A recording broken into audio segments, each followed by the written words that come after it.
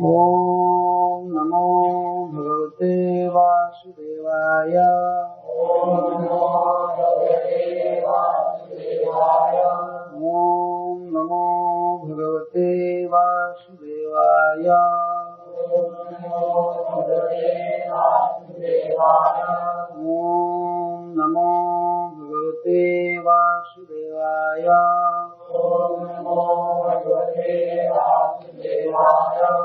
श्री नारद उवाच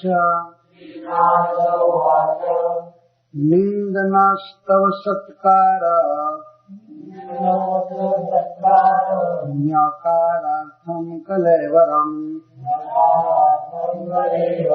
प्रधानपरयो राजन् अविवेकेन कल्पितम्। श्रीनारद उवाच निन्दनस्तव सत्कार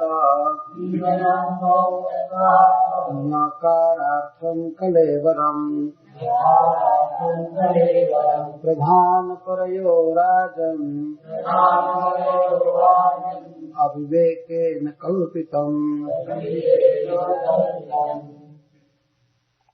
श्री नारद उवाच श्री नारद मुनि ने कहा निंदना निंदा शब्द द्वारा भर्त्सना, स्तवा स्तुति प्रशंसा, सत्कार सत्कार, न्यकार तिरस्कार, अर्थां के लिए अनुभव करने के लिए, कलेवरम यह प्राकृत देह, प्रधान परयो प्रकृति और पुरुष के, राजन हे महाराज युधिष्ठिर, अविवेकेन अज्ञान के कारण, कल्पिता रचित। कल कथा हुई थी महाराज परीक्षित से प्रश्न पूछे हैं, नहीं महाराज परीक्षित प्रश्न पूछे सुखदेव गोस्वामी से कि भगवान विष्णु में विषमता क्यों देखी जाती है। लगता है कि वे इंद्र का पक्ष लेकर दैत्यों का वध करते हैं, लेकिन इंद्र से उन्हें कुछ प्राप्त होने वाला नहीं है और न तो भगवान को कोई आवश्यकता है। वे पूर्ण है, आनंद घन है, तो इंद्र उनको कुछ दे सके या उनका कुछ फेवर करे यह बात है नहीं, और असुरों से उनको कोई भय नहीं है, इसलिए असुरों से द्वेष संभव नहीं है। तो किसी के प्रति स्नेह और किसी के प्रति द्वेष ऐसा भगवान में संभव नहीं। फिर भी उनकी लीला में देखा गया है कि वे इंद्र का पक्ष करते हैं और असुरों का वध करते हैं। ऐसा क्यों? तो सुखदेव गोस्वामी इसका उत्तर दिए हैं कि वास्तव में भगवान में विषमता नहीं है। प्रकृति के गुणों का जैसे ह्रास या उल्लास होता है उसके अनुसार भगवान व्यवहार करते हैं। कभी कभी वे असुरों को भी विजयी बनाए हैं, देवता भी पूरी तरह से हार गए। भगवान ने स्वतंत्र रूप से किसी का पक्षपात नहीं करते हैं और न किसी का फेवर करते हैं। समोहम सर्वभूतेषु न द्वेष्यस्ति न प्रिय। यह कह करके सुखदेव गोस्वामी एक इतिहास कह रहे हैं कि वास्तव में हिरण्यकश्यप और हिरण्याक्ष का जो वध भगवान ने किया तो वह उनसे द्वेष के कारण नहीं किया। उन्हें शाप था असुर होने का, इस कारण से भगवान ने उनका वध किया, और वध भी किया तो उनके हित के लिए, द्वेष से नहीं। हिरण्यकश्यप और हिरण्याक्ष का या अन्य किसी भी दैत्य का, असुर का वध करते हैं भगवान तो द्वेष से नहीं करते हैं, उसका हित करने के लिए करते हैं। इसी सिद्धांत को दृढ़ करने के लिए सुखदेव गोस्वामी एक इतिहास प्रस्तुत कर रहे हैं। नारद जी से महाराज युधिष्ठिर ने प्रश्न किया था, जिस समय भगवान कृष्ण ने शिशुपाल का वध किया तो शिशुपाल के देह से एक ज्योति निकली, जीव स्वरूप ज्योति। वास्तव में जो जीव है वो प्रकाशमय है, स्पिरिचुअल है। तो उसी राजसूय सभा में शिशुपाल के देह से ज्योति निकली और भगवान कृष्ण में समा गई। इसको देखकर महाराज युधिष्ठिर के साथ ही समस्त सभासद बहुत चकित हो गए। इतना बड़ा पापी जो जन्म के आरंभ से ही तोतली बोली बोलने लगा, कल भाषण करने लगा, उसी समय से श्री कृष्ण की निंदा किया है शिशुपाल, तो वह कैसे भगवान का पार्षद बन गया, कैसे श्री कृष्ण को पा गया? बहुत भारी आश्चर्य है। बहुत बड़ी बड़ी साधना करके, भक्ति करके भी लोग श्री कृष्ण को नहीं पा पाते हैं। उन्हीं का पार्षदत्व, उनकी नित्य सेवा पा गया शिशुपाल, जो बचपन से ही स्वाभाविक कृष्ण का द्रोही था, द्वेषी था, हमेशा कृष्ण की निंदा करता था। चाहिए तो यह था कि उसके जिह्वा में कुष्ठ हो जाए। स्वित्रो न जातो जिह्वाया नंदम विविशतु तम। न तो नरक में गिरा शिशुपाल और न तो उसके जिह्वा में कुष्ठ रोग हुआ, उसकी जिह्वा नहीं गिरी। इसके विपरीत उसे भगवान की प्राप्ति हुई। बहुत बड़ी साधना करके, भक्ति योग में उन्नति करके, तपस्या करके भक्त लोग भगवान का पार्षद बनते हैं, और वह दुर्लभ गति उस पापी को मिल गई श्री कृष्ण को गाली देने के कारण। तो बहुत भारी आश्चर्य है। वहीं पर नारद मुनि प्रधान वक्ता के रूप में बैठे थे। तो नारद मुनि युधिष्ठिर महाराज गुरु भी हैं, तो उनसे इस प्रश्न का निराकरण भी करा रहे हैं। पूछे कि हे देवर्षि, यह क्या आश्चर्य है? सभा में सबकी मति आश्चर्य में पड़ी हुई है और मेरी बुद्धि उसी तरह से स्थिर नहीं हो रही है जैसे हवा के झोंके से दीपक की शिखा स्थिर नहीं होती है, कांपती रहती है। ऐसे मेरे समझ में यह बात नहीं आ रही है, यह क्यों हुआ? क्यों शिशुपाल भगवान का पार्षद बना? तो इस प्रश्न का उत्तर अब यहाँ से दे रहे हैं नारद मुनि। राजसूय यज्ञ में यह प्रश्नोत्तर चल रहा है। भगवान कृष्ण भी श्रोता है इसके। सब लोग बैठे हुए, समस्त ऋषि मुनि, राजर्षि और नारद मुनि इसका उत्तर प्रारंभ कर रहे हैं। श्री नारद निंदनस्तव सत्कार न्यकारार्थम कलेवरम प्रधान परयो राजन अविवेकेन कल्पितम। नारद जी कहते हैं, पूछते हैं महाराज युधिष्ठिर से पहले कि आपका अभिप्राय क्या है, क्यों शिशुपाल को नरक में गिरना चाहिए? इसके दो कारण हो सकते हैं। वह कृष्ण की निंदा कर रहा था, उनसे द्वेष कर रहा था, तो इससे श्री कृष्ण को दुख हुआ होगा, श्री कृष्ण दुख फील किए होंगे इसके लिए। अथवा श्री कृष्ण दुख का अनुभव नहीं भी किए होंगे, तब भी जैसे सुरापान,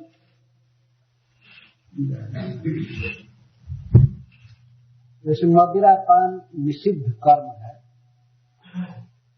कोई मदिरा पीता है तो उससे दूसरों को कोई कष्ट हो या न हो, लेकिन मदिरा पान करना शास्त्र में निषिद्ध है, इसलिए मदिरा पीने वाले की अधोगति होती है, दुर्गति में जाता है। तो दो कारण से शिशुपाल की अधोगति होनी चाहिए। पहला कारण श्री कृष्ण को दुख लगा होगा, जैसे किसी को हम गाली देंगे, निंदा करेंगे तो बेचारे को दुख लगता है, तो पाप लग जाता है निंदा करने वाले को। श्री कृष्ण को दुख लगने से आप बात कह रहे हैं अथवा मदिरापान आदि निषिद्ध कर्म वेद में जो है उनको किए जाने पर पाप लग जाता है, इसके कारण अवगति होनी चाहिए। तो पहले तो यह कह रहे हैं कि श्री कृष्ण को कोई इसका अनुभव ही नहीं होता है कि उनको कोई गाली दे रहा है या उनकी प्रशंसा कर रहा है, उसी को पहले कह रहे हैं। तो श्री कृष्ण को कभी दुख नहीं होता है। क्यों दुख होता है किसी को या प्रसन्नता होती है, हर्ष या प्रसन्नता होती है, इस जड़ शरीर के कारण। यहां से प्रारंभ कर रहे हैं। निंदन स्तव सत्कार न्याकारार्थम कलेवरम प्रधान प्रयो राजन अविवेकेन कल्पितम। संबोधन दे रहे राजन, हे महाराज युधिष्ठिर, कलेवरम, यह जो कलेवर है इसको देह, कायम या शरीरम कहते हैं। सबका अलग अलग अर्थ है। इस देह को क्यों देह कहते हैं, क्यों शरीर कहते हैं, क्यों कलेवर कहते हैं, क्यों काय कहते हैं, ये सबके थोड़े थोड़े भिन्न भिन्न अर्थ हैं। कलेवरम, कलेवरम, कलेवर का अर्थ होता है आज जो हमारे साथ है और कुछ दिन के बाद छूट जाएगा, इसको कलेवर कहा गया है शास्त्र में। इसे छूटना है निश्चित। ये किस लिए प्राणियों को दिया गया है यह देह? निंदा, स्तुति, सत्कार और तिरस्कार का अनुभव करने के लिए यह शरीर दिया गया है। निंदनस्तव सत्कार न्याकारार्थम, अर्थम का तो उद्देश्य। किसी भी जीव को यह जो देह दिया गया है, कलेवर दिया गया है, इसी के लिए दिया गया है कि वह निंदा का अनुभव करे और दुखी हो, और स्तव, स्तुति का अनुभव करे और हर्षित हो, सत्कार का अनुभव करे और न्याकार का भी अनुभव करे। निंदनस्तव सत्कार न्याकारार्थम कलेवर। क्यों दिया गया है? इसलिए कि जीव को प्रकृति और पुरुष का विवेक नहीं है। प्रधान परल राजन अविवेक में कल्पितम। प्रधान का अर्थ होता है जड़ पदार्थ। प्रधीयते अस्मिन् इति प्रधान। समस्त जीवों को भगवान ने प्रकृति के भीतर देते हैं देह बनाने के लिए, इसीलिए प्रकृति को प्रधान कहा जाता है, इसमें रखा जाता है। आधान, प्रधान, धान ये शब्द है। प्रकृति के भीतर ही अनंत कोटि जीवों को भगवान सौंपते हैं देह बनाने के लिए, इसीलिए इसको प्रधान कहते हैं। लेकिन जैसे हम खेत में बीज डालते हैं तो बीज एक चेतन जीव है, उसमें चेतना होती है, और जड़ भूमि में डालते हैं, जल और मिट्टी के संयोग से वह फिर अंकुरित होता है, बढ़ता है। तो इस प्रकार से जड़ प्रकृति के भीतर जीव रूपी बीज भगवान छींटते हैं, आधान करते हैं। तो जीव भिन्न है प्रकृति से, प्रकृति को प्रधान कहते हैं और प्रधान से भिन्न है, श्रेष्ठ है जीव, इसीलिए उसको पर कहा जाता है। प्रधान और पर। भगवान ने गीता में कहा है अप्रेयम तपस्तन्यम प्रकृति विद्धि में पराम जीव भूता महाबाहो जजेदम धारे पे जगत।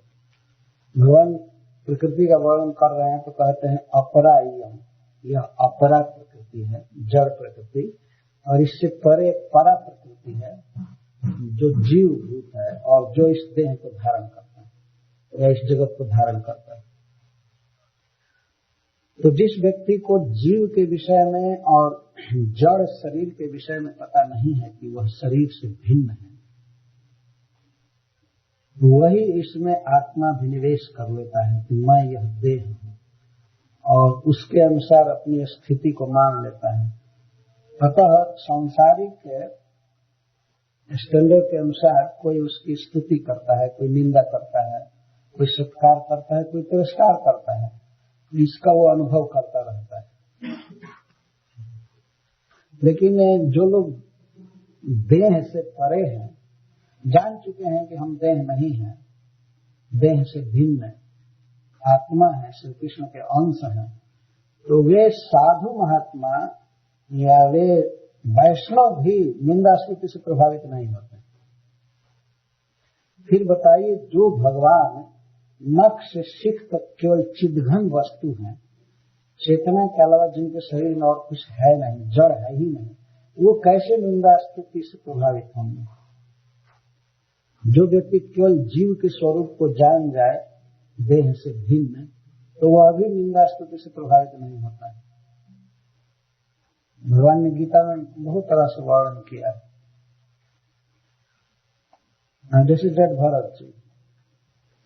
जब भरत जी का तिरस्कार हो रहा था काली जी के मंदिर में, भद्रकाली के मंदिर में, या कभी उनका कोई सत्कार हो रहा था, सत्कार और तिरस्कार, निंदा या स्तुति दोनों में सम थे। राजा रघुगण जब उन्हें डांटने लगे केवल पालकी हिला देने के कारण, तो जब भरत जी थोड़ा भी उद्विग्न नहीं हुए।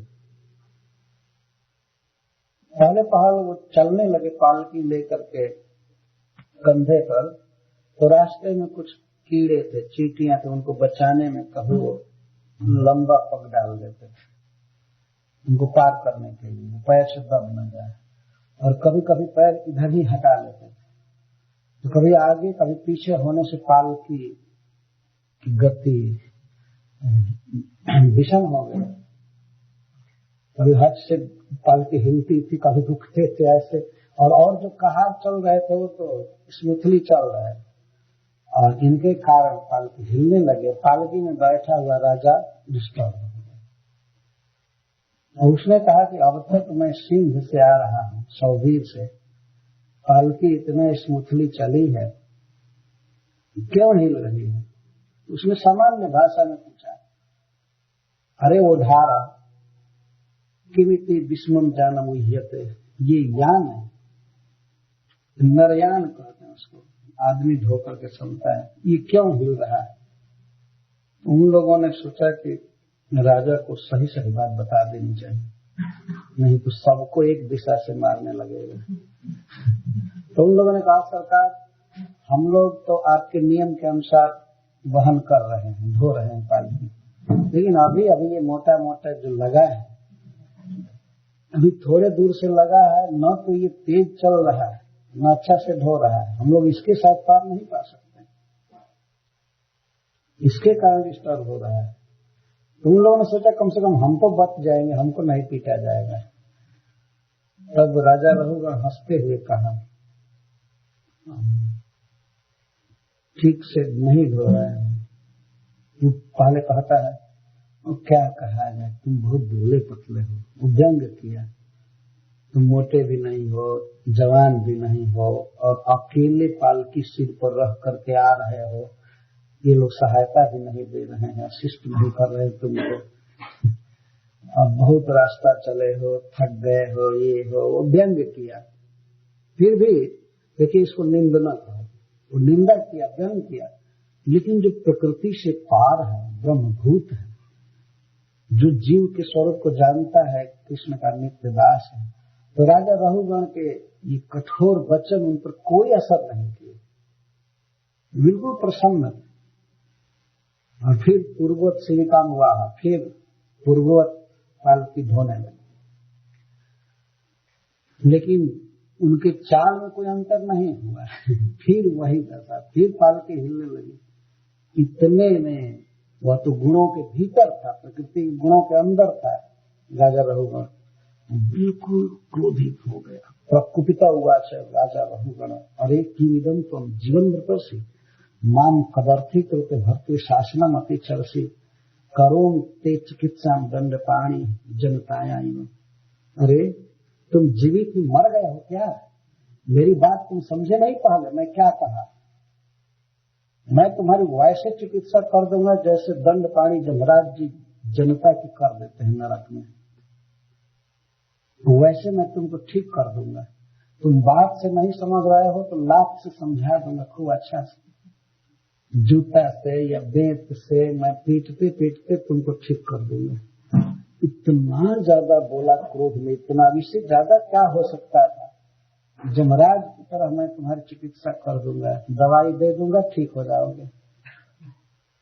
फिर भी जब भरत बिल्कुल समय मानो मुस्कुरा रहे, कोई असर नहीं है। तो जो व्यक्ति शरीर से परे है वह कितनी भी निंदा की जाए, सत्कार की जाए, इससे कोई प्रभाव नहीं पड़ा। और उन्हीं जब भरत जी का सत्कार किया गया, वही राजा रघुगण जब चरण में गिर गए और उनका शिष्य बने, फिर भी इनको कोई हर्ष नहीं हुआ। जैसे शुरू में थे वैसे अंत में। तो भगवान श्री कृष्ण की भक्ति करने वाले भक्तों में जब इस तरह देखा गया है कि निंदा स्तुति का उन पर कोई असर नहीं है, न वे निंदा से उबते हैं, तिरस्कृत होने का अनुभव करते हैं, और न तो स्तुति से प्रसन्न होते हैं। तुल्य निंदा स्तुति भगवान ने गीता में कहा है। तो बताइए, जिनकी भक्ति करने से ये गुण आ जाते हैं कि जीव निंदा स्तुति से परे हो जाता है, तो वे भगवान स्वयं ही निंदा स्तुति से परे होंगे, इसमें क्या आश्चर्य है। शिशुपाल उनकी बहुत निंदा कर रहा था, गाली दे रहा था शुरू से ही, तो भगवान श्री कृष्ण को तो टच ही नहीं कर पा रहा। नैनम छिंदन्ति शस्त्राणि नैनम दहति पावक न चैनम क्लेदन्ति आपन सुसेति मार्ग। स्पिरिट को प्राकृतिक वस्तु में स्पर्श नहीं कर सकती, फिर घनीभूत स्पिरिट चिद्घन विग्रह, जिनका श्री विग्रह शरीर ही पूर्ण चिद्घन है, उन तक कहाँ से प्राकृतिक शब्द पहुंच सकते हैं। ये क्यों दुखी हुए? अतः श्री कृष्ण को तो कोई दुख हुआ नहीं,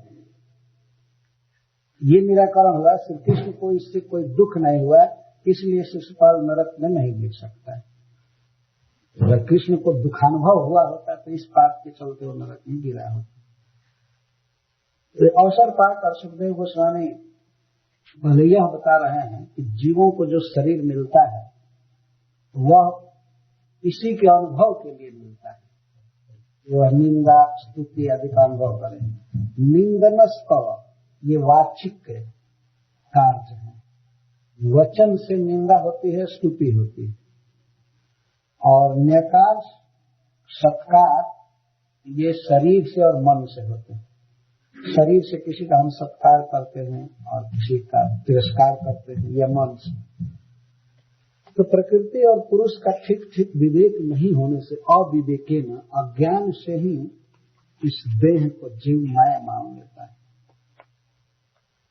जीव भिन्न है शरीर से, और वास्तव में थोड़ी भी बुद्धि किसी के पास होगी तो जान सकता है कि यह शरीर तो केवल जड़ ही जड़ है, ये स्थूल लंप ऑफ मैटर, और इसमें जीव कितना है, बहुत छोटा है। उपनिषद कहता है बालाग्र सतभाग शतभा कल्पितस्य च, यदि किसी एक केश के अग्रभाग को 100 भाग में किया जाए और फिर उसमें से एक भाग को लेकर उसके फिर 100 भाग किए जाए, उतना छोटा जीव का आकार है, सूक्ष्म, इतना छोटा। आज विज्ञान इतना उन्नत है, लेकिन क्या कोई केश के अगले भाग को 100 टुकड़ा कर सकता है? उसके 2-4 टुकड़ा करना ही कठिन हो जाएगा। बिल्कुल अग्र भाग को, सूक्ष्म केश के अग्र भाग को काटिए, बिल्कुल अग्र भाग, और उसके फिर 100 भाग किए जाए, ऐसा संभव नहीं है। लेकिन मान लीजिए कोई करे 100 भाग और उसमें से फिर एक भाग को लेकर के 100 भाग करे, उतना छोटा जीव का आकार, और उतना छोटा जीव शरीर में है, और बाकी सब तो लंप ऑफ मैटर, सब तो जड़ वस्तु है, इसमें चेतना कहाँ है? वो तो केवल थोड़ी सी चेतना है, उसके कारण यह शरीर हिल रहा है, खा रहा है, चल रहा है, देख रहा है। तो हम लोग तो जड़ शरीर में आबद्ध हैं, और प्रकृति का और अपने स्वरूप का विवेक नहीं होने से इसमें आत्माभिनिवेश हो जाता है। जन निबद्धो विमानो यम तद बधात प्राणी नाम बधा, चूंकि जन निबद्ध अभिमान, इस शरीर में अभिमति हो गई है कि मैं यह देह हूँ, इसीलिए देह के वध को ही प्राणी अपना वध मान लेता है, या शरीर के सत्कार को ही अपना सत्कार मान लेता है, शरीर के तिरस्कार को अपना तिरस्कार मान लेता है, शरीर के निंदा को, स्तुति को अपना निंदा स्तुति मान लेता है, केवल इस भावना में है कि मैं यह देह। आज देखिए यह कितना एक अनावरण सत्य है। किसी से पूछा जाए आप कौन हैं, तो मनुष्य क्या कहेगा? ऊपर से सरकार ने, कंपनियों ने आइडेंटिटी दे दिया है, आप क्या हैं?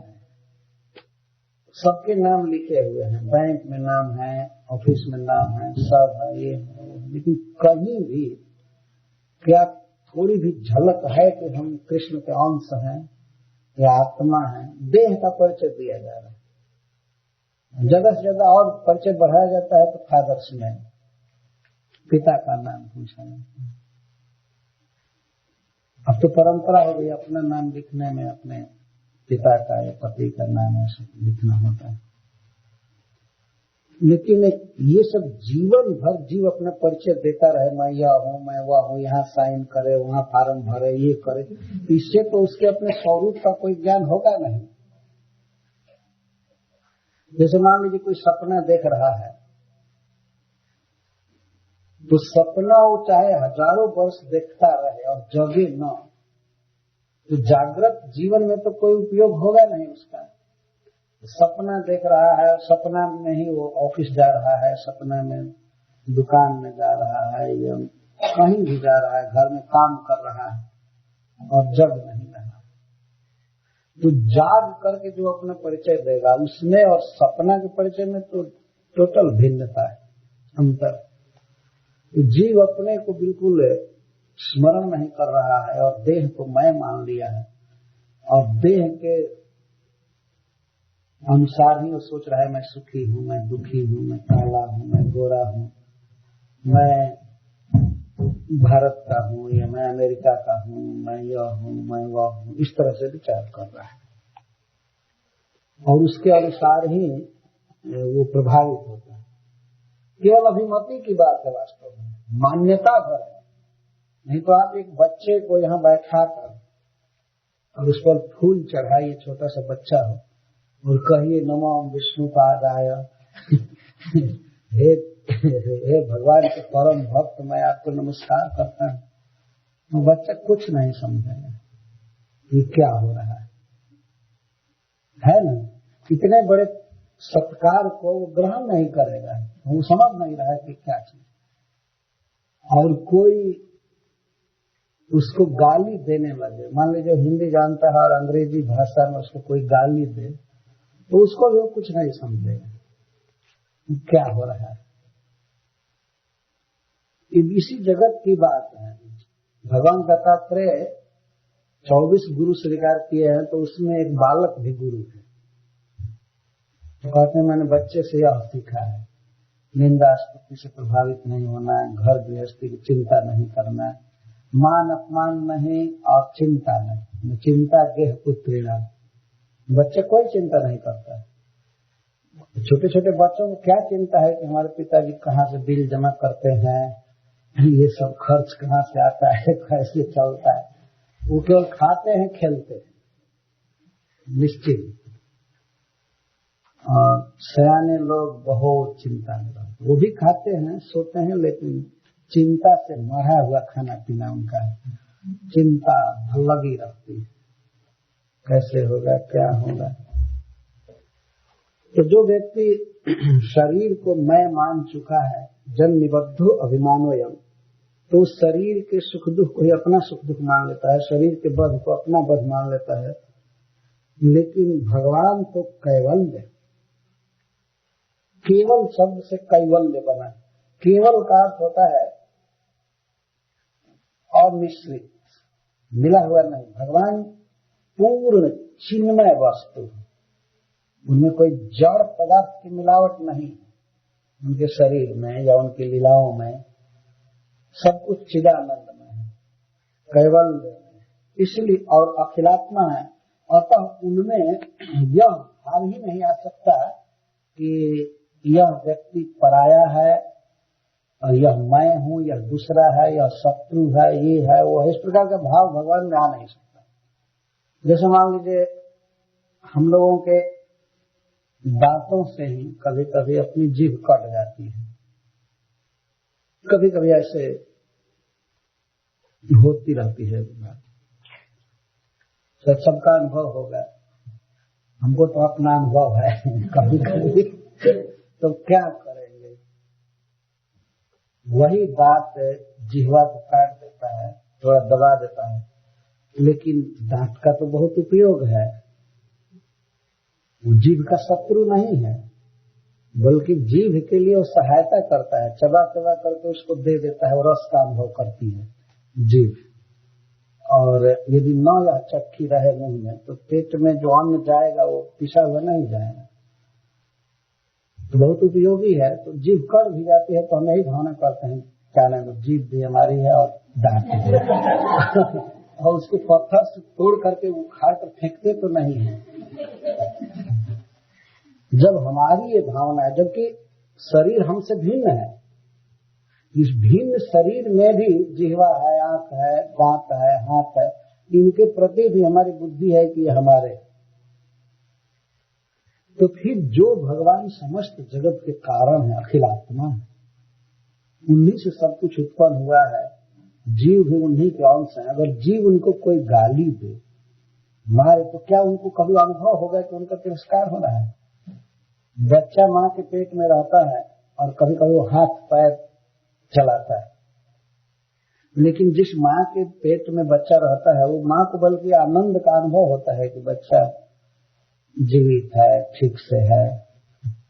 ब्रह्मा जी ने इस बात को कहा है भगवान कृष्ण से, मैं आपका बच्चा हूँ, और बच्चा यदि माँ के उदर में कोई हाथ पैर पीटे तो क्या माँ को दुख होता है? नहीं। उसी तरह से मैं आपका बछड़ा चुराया, मैं कुछ गलती किया तो मैं तो आपका बच्चा हूँ, आप मुझे क्षमा कीजिए। भगवान मानो इस भाव से कह रहे, आप मेरे बच्चे हैं, मैं तो खुद ही बच्चा हूँ, हमारा बच्चा कैसे हो गए? तो ब्रह्मा जी कहते नहीं नहीं नहीं यार, मूल नारायण है, ये है वो है, ऐसे है, आप लीला कर रहे हैं। इस तरह से भगवान श्री कृष्ण में कभी ये भावना हो ही नहीं सकती है कि उनका कोई तिरस्कार कर रहा है या उनका कोई सत्कार कर रहा है। ये भगवान का यह पोजीशन है, स्वभाव है।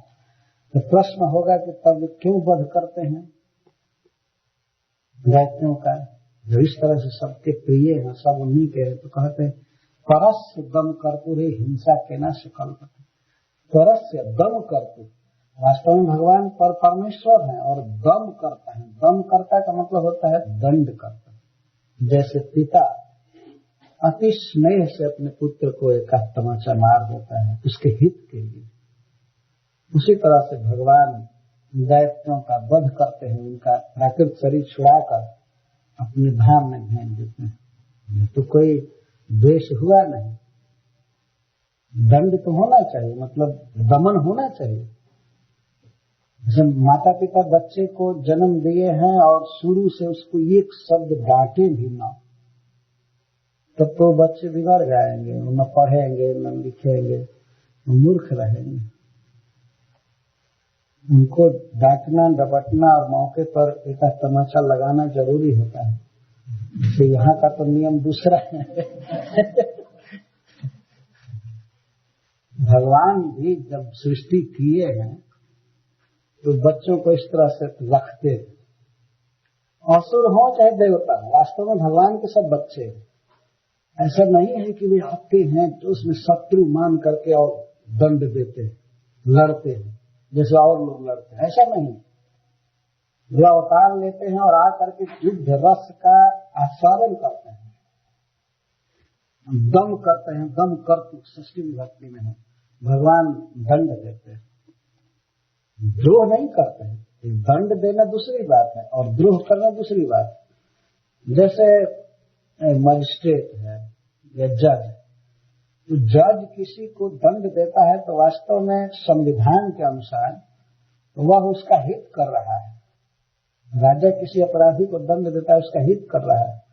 जब जज और राजा भी इस तरह से हित करता है तो फिर माता पिता के विषय में तो कहना ही क्या है। और श्री कृष्ण तो कोटि कोटि माता पिता का हृदय रखे, तो कैसे द्रोह कर सकते हैं किसी से? द्रोह संभव नहीं उनमें। तो इस तरह से हित करने के लिए भी दंड देते हैं। तस्मात्, इसलिए चाहे जैसे भी हो कृष्ण में मन लगाना चाहिए, से हित हुआ। क्योंकि भगवान श्री कृष्ण हित करने वाले हैं और चूंकि वे चिन्मय वस्तु हैं, अतः किसी का मन उनमें लग जाता है तो उसके द्वारा पाप हो ही नहीं सकता, संभव ही नहीं है पाप। मान लीजिए श्री कृष्ण की कोई निंदा कर रहा है तो निंदा करने से उसको पाप होगा, लेकिन इसलिए चूंकि भगवान चिद्घन वस्तु हैं और उनसे कैसे भी संपर्क होगा तो जीव का हित होगा ही। अतः चाहे वैर के अनुबंध से, वैर की गांठ जोड़ करके, वैर से मतलब द्रोह से, अथवा निर्वैर से, भक्ति योग से, भय से, स्नेह से या किसी कामना से भगवान कृष्ण में मन लगाना चाहिए। ऐसा करने से वह व्यक्ति कृष्ण के अलावा और कुछ भी नहीं देख पाता है। तो जैसे भी मन लगाना चाहिए भगवान में, ये सिद्धांत बता रहे हैं। शिशुपाल या दंतवक्त्र ने भगवान की निंदा किया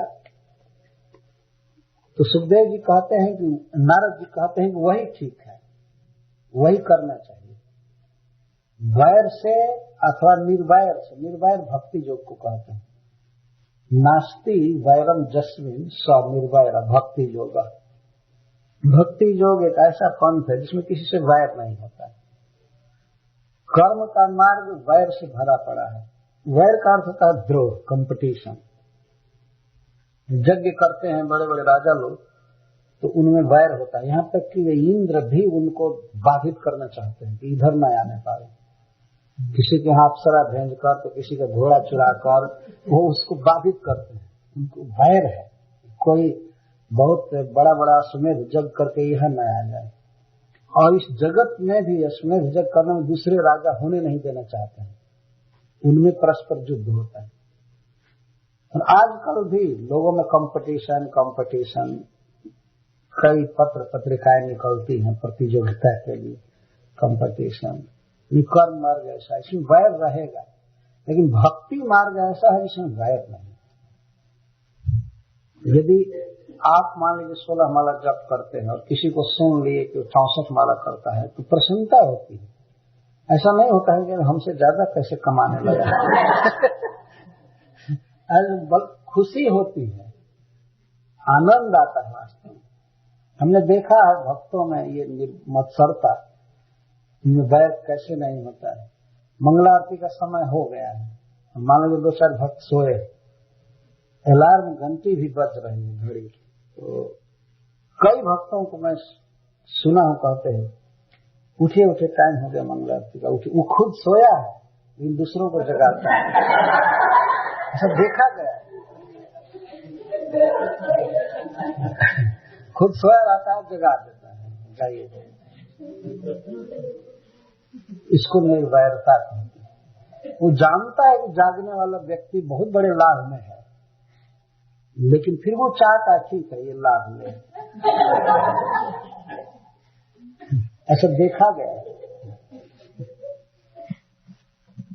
लेकिन और संसार में ऐसा नहीं है, और है कि मैं सुखी हो जाऊं, मैं धन कमाऊं, मैं ये करूं, मैं बड़े पुष्ट हो जाऊं, लेकिन दूसरा न होने पाए। भक्ति मार्ग में ऐसा नहीं, तो इसीलिए इसको निर्वैर कहा गया है, निर्वैरेण, भक्ति योग के द्वारा। तो चाहे भक्ति से मन भगवान में लगावे, चाहे वैर से, चाहे भय से। भय से भी मन लगता है। कोई यह विचार करे कि अरे ईश्वर जगत की सृष्टि किया है, आखिर एक दिन मर जाना है निश्चित, इसलिए भजन करना चाहिए। है ना, भय से भी भजन करे तब भी अच्छा है। वो श्री कृष्ण बहुत खतरनाक है, हिरण्यकश्यप को मारा, रावण को मारा, इसको मारा, उसको मारा, हमको भी मार देगा, हमारा धन चला जाएगा, हमारा परिवार छूट जाएगा, हमारा ये हो जाएगा। हाय मम जीवने रही जावे शेष, पड़ी जावे मैंने अंतिम निमेश। रविन्द्रनाथ ठाकुर ने लिखा है, हाय हाय मेरे जीवन का एक दिन अंत हो जाएगा और एक दिन अंतिम पलक गिरेगी आंख की, फिर और उठ नहीं पाएगी। तो इस भय से भी यदि भगवान में मन लगे तब भी बहुत अच्छा है। भय न चाहिए, स्नेहात या स्नेह से। स्नेह कैसे होता है? स्नेह होता है संबंध से। स्नेह मतलब यह व्यक्ति सुखी रहे, आनंद से रहे, इसका पराभव न हो, ये भावना है कृष्ण के प्रति। और कामेन, या श्री कृष्ण बहुत सुंदर है, उनसे किसी कामना की पूर्ति के लिए किसी भी तरह से उनमें मन लग जाए, मन को लगाना चाहिए। तो ऐसा होने से फिर जीव इतना अभिनिविष्ट कृष्ण में हो जाता है कि फिर न इच्छते पृथक, वह कुछ अलग चीज देख ही नहीं पाता, अभिनिविष्ट हो जाता है। 5 उपाय बताए, वैर से, निर्वैर से, भय से, स्नेह से और काम से कैसे भी श्री कृष्ण में मन लगाना चाहिए। अच्छा, इसमें भी नारद जी बता रहे हैं कि सबसे श्रेष्ठ है वैर करना भगवान से। बता रहे, जथा वैरानुबंधेन मर्त्यस्तन्मयतां या न तथा भक्ति योगेन इति में निश्चिता मति। कह रहे कि जथा वैरानुबंधेन, जैसे वैर के अनुबंध से, मैंने वैर की गांठ जोड़ देने से, खूब जम कर वैर करने से श्री कृष्ण में जितना मन लगता है उतना भक्ति योग से नहीं लगता है। ये मेरी निश्चित मति है, इसमें डाउट नहीं है। तब तो सबको वैर ही करना चाहिए राज्य से। जथा वैरानुबंधेन मर्त्यस्तन्मयतां इयात् का अर्थ प्राप्त होता है। जथा वैरानुबंधेन, वैर के अनुबंध से, यानी हठपूर्वक विरोध के भाव से जितना मन कृष्ण में आविष्ट होता है, न तथा भक्ति योगे न, उस तरह से भक्ति योग से मन आविष्ट नहीं हो पाता है। इति में निश्चिता मति, यह मेरी निश्चित मति है, मानी जो मेरा ओपिनियन है ये बहुत सोच समझ करके मैं बोल रहा हूँ, ऐसे बिना सोचे नहीं बोल रहा हूँ। निश्चिता मति, वैर से मन भगवान में 24 घंटा लगा रहता है। वास्तव में यदि भागवत की लीलाओं पर आप विचार करके देखें भगवान कृष्ण के, तो जितना शिशुपाल आदि का मन भगवान में लगा था उतना ऋषि मुनियों का भी नहीं लगा। ऋषि मुनि घर द्वार छोड़ देते हैं, किस लिए? कृष्ण की भक्ति करनी है, लेकिन उनका मन भी उतना नहीं लगा था जितना शिशुपाल का। शिशुपाल कहीं भी बैठता था तो कृष्ण को गाली देने के अलावा और कोई चर्चा नहीं करता। कभी वो नहीं शिवो हम या ब्रह्मास्मि कहा होगा। शिशुपाल भूल करके भी ये सब नहीं कहा। श्री कृष्ण ऐसा है, ये है, वो है, हमारी वाइफ को ले गया, मतलब रुक्मिणी को ले गया, ऐसे हमारा विवाह उससे निश्चित किया गया था, ऐसे जहां बात होती थी, अरे वो बचपन से ही बेकार आदमी है, ऐसे गोपियों के साथ नाचा, ये किया, गाय चराया, फिर आकर क्षत्रियों के समाज में रह रहा है, ऐसा वैसा, इसको छोड़ना नहीं, उसको मारना है। 24 घंटा आविष्ट रहता है। इसलिए नारद जी जो यह बात कह रहे हैं कि जथा वैरानुबंधेन मर्त्यस्तन्मयतां यात् न तथा भक्ति योगेन इति में निश्चिता मति, ये सामान्य बात नहीं है। भक्ति योग का सबसे बड़ा आचार्य जो वेदव्यास देव का भी गुरु है, वह व्यक्ति कह रहा है कि वैर से जितना मन भगवान में लगता है उतना भक्ति योग से नहीं लगता है। तो वैर से लगा हुआ था मन वास्तव में शिशुपाल का या हिरण्यकश्यप का, रावण का। तो यह प्रमाण है। और लोग सो लेते हैं, खा लेते हैं, दूसरी चर्चा भी कर लेते हैं, उस समय लीला काल की बात कह रहा है, लेकिन शिशुपाल कृष्ण कथा के अलावा और कुछ भी नहीं बोलता था। इतना आवेश था उसका कृष्ण की निंदा में, कृष्ण से द्रोह था। तो सोते जागते सब समय वही कहा करता था। यहाँ तक कि जब माँ के गोद में था शिशुपाल और बोलता था तोतली बोली में, तो रात में कभी नींद खुलती थी उस समय भी भगवान को गाली देता था। जैसे हम लोग कभी कभी सो करके उठते हैं तो हरे कृष्ण कहने लगते हैं, तो वह भी करता था, लेकिन भगवान के अवगुणों का वर्णन करता है, गुणों को ही अवगुण के रूप में व्यक्त करता है शब्द में। तो इसको उदाहरण के द्वारा बता रहे हैं। कीटः पेशस्कृत रुद्ध, कीटः पेशस्कृता रुद्ध कुद्यायाम पवनो स्मरण सरम्भ भय जोगिन बिंदते तत्स्वरूपता। एक कीड़ा होता है, आप लोगों ने देखा होगा, दीवार में मिट्टी का घर बनाता है, इधर भी बनाते हैं कि नहीं? इधर भी कीड़े होते हैं, मिट्टी पता नहीं कहाँ से ढो ढो करके लाता है और घर बनाता है, तो उसको भृंगी कहते हैं इस कीड़े को। और वह किसी छोटे कीड़े को पकड़ करके लाकर कुद्यायाम अपने घर में बंद करता है, तो वह कीड़ा इतना भयभीत हो जाता है, छोटा सा कीड़ा इतना भयभीत और इतना क्रोध आता है भृंगी के प्रति कि क्रोध और भय से वह दिन रात चिंतन करता है भृंगी का। तो बिंदते तत्स्वरूपता, उसी के आकार में वो बदल जाता है, उसका शरीर उसी जैसा हो जाता है चिंतन करने से। इतना रात दिन चिंतन करता है, किस चीज से? संगम्भ भय योगेन, संगम्भ कहते हैं क्रोध को, द्वेष को, और भय, द्वेष और भय से इतना चिंतन करता है कि जाति ये बिंदते तत्स्वरूपता, भृंगस्य स्वरूपता, भृंग का आकार धारण कर लेता है उसका शरीर, ये देखा गया सत्य है। तो फिर भगवान का चिंतन करके, चाहे किसी भाव से हो, चाहे भय से, क्रोध से, जैसे भी हो, क्यों नहीं जीव भगवान जैसा स्वरूप प्राप्त कर सकता है। जब इस जड़ जगत में जड़ शरीर भी बदल सकता है, तो फिर चिंतन करता हुआ व्यक्ति भगवान का पार्षद बन जाए, उनके जैसा रूप मिल जाए, इसमें क्या आश्चर्य है। एवं कृष्णे भगवती माया मनुजे ईश्वरे वैरेण पूत पाप मानस्त मातुरम चिंतया।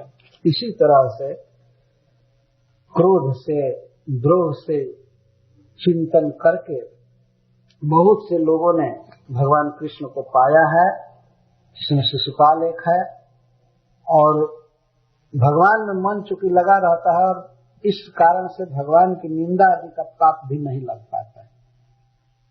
पूत पाप मानो, भगवान का रात दिन वर्णन करने से बल्कि पहले के जो पाप उनके जीवन में हुए हैं वो भी समाप्त हो जाते हैं, नया पाप कहाँ से होगा। जैसे मान लीजिए आप आग है, आग को हाथ से मारिए, उसको बुझाने के लिए मारिए, लेकिन प्रदीप्त अग्नि है तो वो तो नहीं बुझेगी, लेकिन हाथ में फोला पड़ जाएगा, हाथ जल जाएगा। तो भगवान ऐसे विषय हैं कि चाहे क्रोध से, काम से, लोभ से किसी तरह से उनका चिंतन हो, वर्णन हो, तो वो लाभ ही लाभ देगा।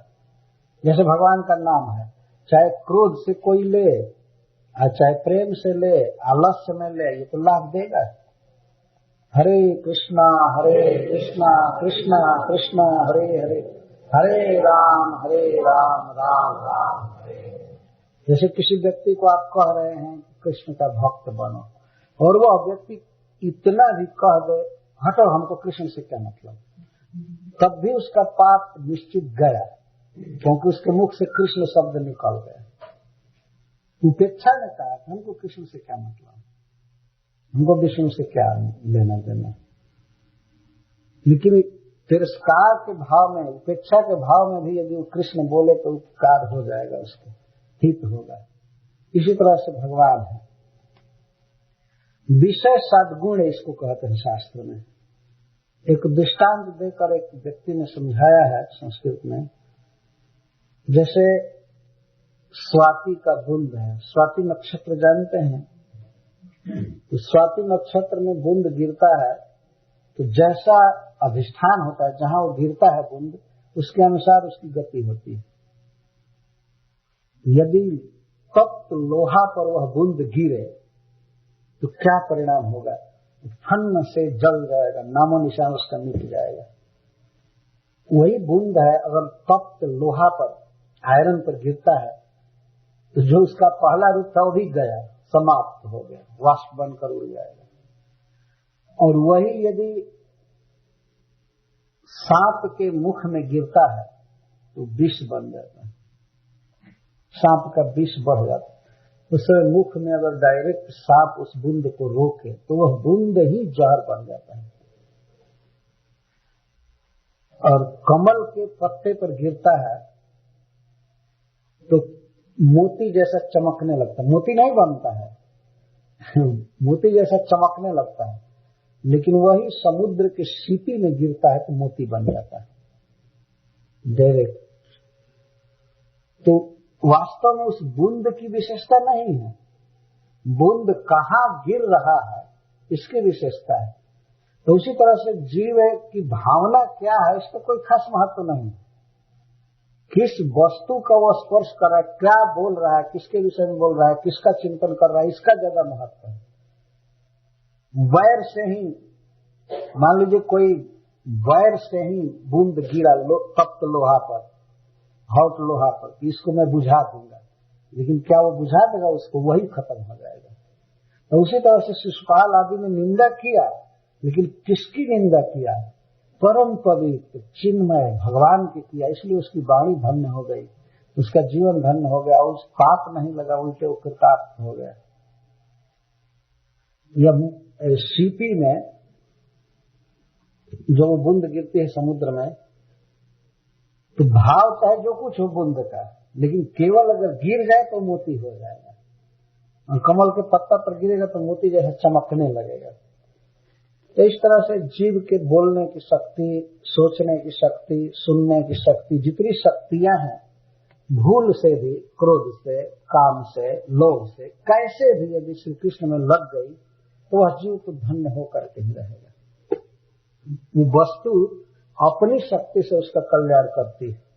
इस संसार में भी देखिए ऐसी बहुत सी वस्तुएं हैं जो मनुष्य के मनोभाव की अपेक्षा नहीं करती हैं। जैसे बिजली का तार है, करंट है बिजली के तार में मान लीजिए, और कोई रस्सी समझ करके पकड़ रहा है उसको, तो क्या बिजली का तार कभी विचार करेगा कि बेचारा हमारे प्रभाव को नहीं जानता है इसलिए करंट नहीं मारना चाहिए? इसको वस्तु की स्वाभाविक शक्ति कहेंगे। वो किसी के भाव की अपेक्षा नहीं करेगा कि हमको रस्सी समझकर पकड़ रहा है कि हमको बिजली का तार समझकर पकड़ रहा है। वो उसका स्वभाव करंट मारेगा, वो जड़ वस्तु का स्वभाव है। विष को, पॉइजन को कोई अमृत समझकर पी रहा है या दूध समझकर पी रहा है, जल समझकर पी रहा है, लेकिन पॉइजन तो अपना प्रभाव डालेगा, मारेगा। इसी तरह से अमृत है, अमृत को कोई साधारण जल समझकर पी रहा है या मट्ठा समझ करके पी रहा है, लेकिन अमृत अपना गुण देगा, ये तो निश्चित है। इसी तरह जब प्राकृत वस्तुओं में यह विशेषता है कि वे अपने प्रभाव को नहीं छोड़ पाते हैं, तो फिर अप्राकृत भगवान अपना प्रभाव कैसे छोड़ देंगे? कोई जीव भूल से या बैर से, कामना से, भय से या प्रेम से जैसे भी उनके पास आएगा उसका हित होगा ही। इसलिए ये कोई पाप नहीं लगा शिशुपाल वगैरह को। नारद जी सिद्धांत बता रहे हैं। तो हम लोग इस कृष्ण भावना में हैं। श्रील प्रभुपाद जी ने नाम दिया है अंतर्राष्ट्रीय श्री कृष्ण भावना मिशन। तो कृष्ण केंद्र में है वास्तव में। यह संघ किसके लिए बना है? कृष्ण को समझने के लिए, कृष्ण में प्रेम बढ़ाने के लिए। तो कृष्ण क्या है, उनका स्वरूप क्या है, स्वभाव क्या है, राजसूय यज्ञ में डिस्कशन का यही विषय है।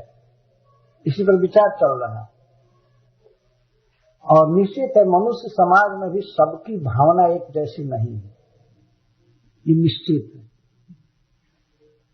कभी कभी पूछा गया है किसी भक्त से कि आप कैसे भक्त बन गए, कैसे स्टैंड ज्वाइन किए।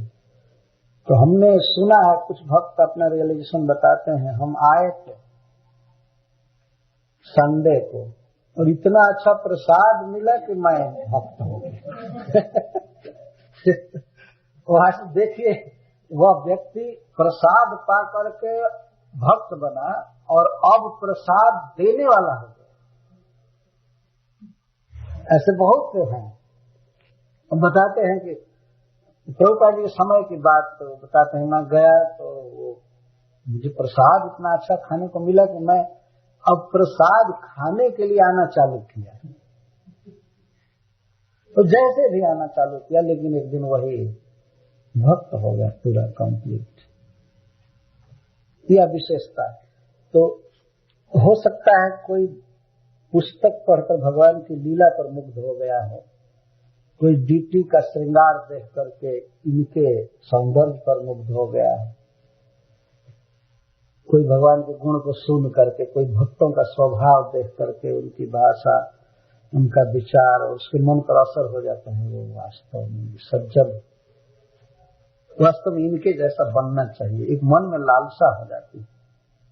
तो कई विशेषताएं हैं कृष्ण की, अनंत गुण हैं इनके, और कोई किसी गुण पर रिझ जाता है, कोई किसी गुण पर रिझ जाता है। अपने अपने भाव हैं, अपनी अपनी स्थिति है, चाहे जैसे भी हो, जिस विशेषता पर भी वो रिझ करके कृष्ण के पास आ जाए, कृष्ण को अपना प्रभु, अपना स्वामी, अपना प्रिय मान ले, तो उसका कल्याण ही कल्याण है। हो सकता है कोई व्यक्ति क्रोध में आवे देखने के लिए, देखे वे कृष्ण कैसा है, क्यों लोग इससे प्रेम कर रहे हैं। तो क्रोध से भी आदमी आवे और देखने लगे तो उसका हृदय तो बदल जाएगा, बाद में उसका हित होगा। कई बार ऐसा हमसे बताए हैं लोग। एक बॉम्बे में बताते हैं हम कैसे भक्त बन गए। तो बताते थे कि हमको सरकार ने नियुक्त किया था, मैं सीआईडी विभाग में था, तो बॉम्बे में आया करता था देखने के लिए किसमें क्या कमी है, भक्तों में और सब में भीतरी बातों का पता लगा रहा था। तो और कोई भीतरी बात का तो पता नहीं लगा, लेकिन मैं स्वयं ही भक्त हो गया। और अब वो बहुत बड़े प्रचारक हैं बॉम्बे में, सब लोग जानते हैं।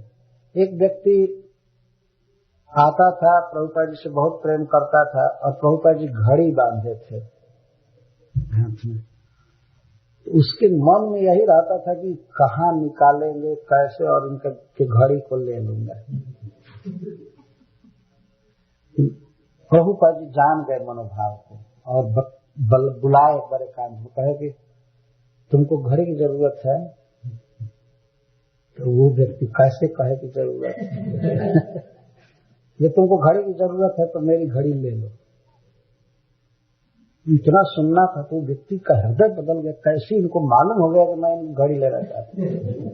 वह व्यक्ति आज प्रभुपाद जी का शिष्य है और बहुत सीनियर डिवोटी है, बहुत सीनियर भक्त बॉम्बे में रहते हैं। और कभी कभी सुनाते हैं कि मैं इस भाव से आया था, और आज वो इस्कान का एक नंबर का सेवक व्यक्ति तो सुनाते हैं। तो पता नहीं किस भाव से, किस प्रेम से या भय से, क्रोध से कोई कृष्ण के पास आए, तो किसी भी तरह से आए उसका हित होता है। अब इसमें कैमुत्य न्याय है। मान लीजिए जो व्यक्ति लोभ से, भय से, क्रोध से भगवान के शरण में आया, जो प्रेम से आया वो कितना भाग्यशाली है। ये सोचने की बात है। भगवान को कुछ देने के लिए उनसे प्रेम करके मैं कृष्ण को कुछ अर्पण करूं, कुछ दूं, कुछ उनका नाम जप करूं, प्रणाम करूं, इसके लिए अपने घर से सोच करके कोई चले, चलो बहुत दिन हो गया मैं कृष्ण को प्रणाम नहीं किया, दर्शन नहीं किया, भक्तों से मिला नहीं। इस प्रकार के शुद्ध भाव से जो आते हैं उनके कल्याण में क्या संदेह है। जिनको मारने का प्रयास करके, क्रोध करके जिन लोगों ने कृष्ण का चिंतन किया वो तो पार्षद हो गए।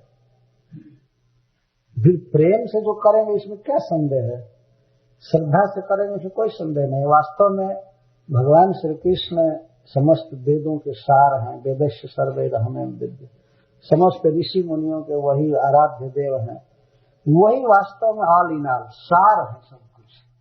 जो बहुत बड़ा भाग्य था पूर्व जन्म का या पूर्वजों का, परिवार का सुकृत था कि किसी तरह से कृष्ण से संबंध हो गया।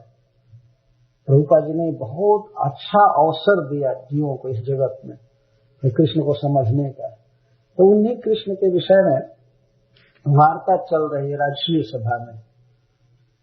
तो नारद जी वक्ता हैं और कहते हैं कि किसी भी तरह से कृष्ण में मन लगना चाहिए, वैर से हो चाहे जैसे भी हो, पाप नहीं लगता है, केवल हित होता है। उदाहरण दे रहे हैं कौन कौन लोग किस भाव से कृष्ण का भजन किए। कामाद् द्वेषाद् भयात् स्नेहाद् यथा भक्तेश्वरे मनः आवेश तदघं हित्वा बहवस्तद्गतिं गतः। जिस तरह वैर भाव से मन लगाकर श्री कृष्ण में बहुत लोग पार्षद बने, भगवान को पा गए, उसी तरह से काम से, द्वेष से, भय से, स्नेह से और भक्ति से, 5 बता रहे। काम, द्वेष, भय, स्नेह और भक्ति से, और वैर पहले आ गया, द्वेष उसमें आ गया है। काम, द्वेष, भय, स्नेह और भक्ति से भगवान में मन को आविष्ट करके बहुत लोग बहुस्तद गति में गता है। तद गति मतलब कृष्ण से गति, कृष्ण जहाँ रहते हैं दिव्य धाम में, वहाँ उनके पार्षद बन गए। बहुत से बहवा, नारद जी बहवा शब्द का प्रयोग करें, कोई एक दो नहीं, बहुत बहुत लोग भगवान को प्राप्त हो गए, झुंड के झुंड। ऐसा नहीं कि एकांत में साधना करके कोई एक दो हुए, बहुत बहुत लोग कृष्ण को पा गए। जैसे गोप्य है कामाद, गोपियां काम से। वैसे सभी गोपियों में श्री कृष्ण के प्रति केवल काम वासना नहीं थी, लेकिन कुछ गोपियां ऐसी थी जिनकी दृष्टि में श्री कृष्ण एक अति सुंदर पुरुष थे और उनके संग की कामना हुई कुछ गोपियों में, लेकिन उस कामना ने ही उन गोपियों को दिव्य बना दिया। कामना किसके प्रति हो रही थी? काम के विरोधी वस्तु में, तो वह काम ही प्रेम के रूप में बदल गया, शुद्ध प्रेम के रूप में। निजेंद्रिय प्रीति वांछा, इसको काम कहते हैं। अपने इंद्रिय की वांछा प्रारंभ में कुछ गोपियों में थी, लेकिन काम भाव से दिन रात कृष्ण का चिंतन करने से शुद्धि हो गई, दिव्य हो गई, और वो कृष्ण को सुखी करने की भावना से भर गई। इसको प्रेम कहते, कृष्ण के इंद्रियों को सुखी करना चाहने लगी। तो गोपियों को जैसा आवेश वर्णन किया गया है श्रीमद् भागवत के 10वें स्कंध में, कहीं भी दिन रात वो कृष्ण से मिलना चाहती थी, चाहे पनघट पर मिलना चाहती थी पानी भरने के बहाने, या वन में फूल तोड़ने के बहाने, सूर्य पूजा के बहाने से, कहीं भी किसी न किसी बहाने से कृष्ण का दर्शन करना चाहती थी। घर के काम धंधा में बिल्कुल मन नहीं लगता था, तो दिन रात केवल श्याम सुंदर का चिंतन करने और वर्णन करने से वो बिल्कुल शुद्ध हो गई और भगवान की नित्य लीला में उनकी नित्य प्रिया हो गई। तो गोपियों ने काम से कृष्ण में मन लगाया। भयात कंस, और कंस ये एक वचन में है क्योंकि बहुत कम लोग भय से भगवान को प्राप्त किए। गोपियां बहुवचन में है, और भयात कंस, कंस भय से। कंस का भगवान से द्रोह नहीं था, ज्यादा भय था, बहुत डरता था कि कृष्ण हमको मारेगा, हमारी जान ले लेगा, तो बहुत अधिक भय था, दिन रात चिंतन करता था। ऐसा वर्णन है कि जब वो खाने बैठता था तो उसको भय लगता था कि कृष्ण रोटी में से मत निकल आए इतना भय होता है। खाते खाते कभी कभी द्वारपालों से कहता था कपाट बंद है ना, खिड़की ठीक से बंद है, और तब खाता था। एक एक कवर खा करके फिर डरता रहता था। बहुत प्रबल शत्रु से बैर किया, इसलिए इसको बड़ा भय बना रहता। भय बस कृष्ण का चिंतन होता था। आसीना संविशस्तिष्ठन् भुंजानो पर्यटन मही, सुखदेव गोस्वामी कहते हैं कि बैठते समय, खाते समय, घूमते समय, नहाते समय, लेटते समय हमेशा भय से मन भरा रहता था। वो एक सेकंड नहीं सो पाया जीवन में, इतना उसको भय लगा रहता। तो भय से कृष्ण को पा गया।